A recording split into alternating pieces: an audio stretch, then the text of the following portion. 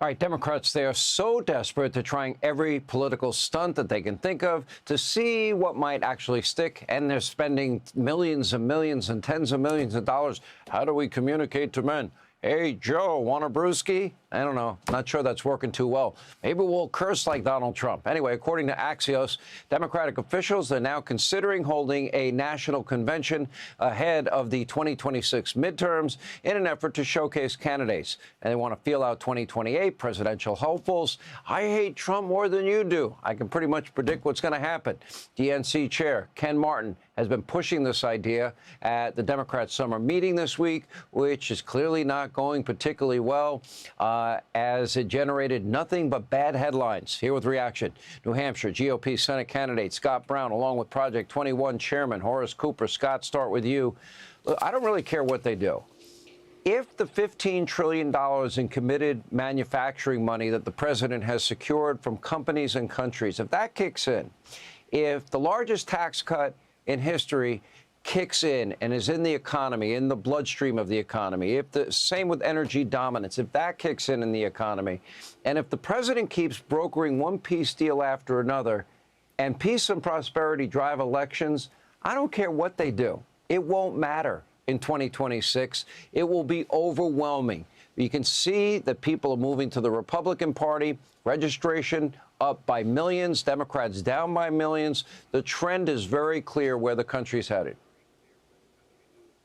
Well, Sean, that's absolutely right. And if he can pull off getting interest rates lower for housing so young people can get out of their parents' house and go buy a house, then he's really, I think, hit a home run after home run after home run. And if the Democrats keep it up, they're going to be having their conventions in a phone booth. I mean, registrations are down, fundraising is down, and you see that there's no vision, no leader, no message. And respectfully, they're on the wrong side of every single issue. It's really just an anti-Trump movement. They can't even commend and congratulate the president on bombing Iran and the men and women who pulled off this amazing mission. He can't even say thank you. You did a fantastic job. The border. I mean, you name it. Men and boys and women and girls sports. Thank God he's there. Thank God he's pushing for common sense things that people agree on, regardless of their political affiliation. All right. So if the largest tax increase in American history gets into the bloodstream, as I said, Horace, in the economy, $15 trillion in committed investments in manufacturing, energy dominance. We can't even calculate or factor in the impact that'll have on the economy, and more peace deals happens. What does that do to the 26 midterms? Because usually the party in power has a tougher time. I would argue that that would help Republicans defy history. I would agree with you. I would say this, that we're going to have two sets of forces at work. The good work that the president has done, creating an amazing era of opportunity for millions and millions of Americans, particularly working class and middle income people. But secondly, the terrible things that the left is doing. They just had this midsummer meeting, and I guess you'd have to say they need to apologize to freak shows for the outrageously terrible behavior that was on exhibit. Why would you do this again next year? I wish I said that. I really do, because that's exactly what it became. It was a disaster. I mean, you know what is amazing, Horace? They have learned nothing. There's no introspection. There's no self-reflection. You know, there's no course correction. When I was a kid, back in the 70s, my older brother would take me to the itinerant circus, and there was a section where the freaks were, and it would scare me.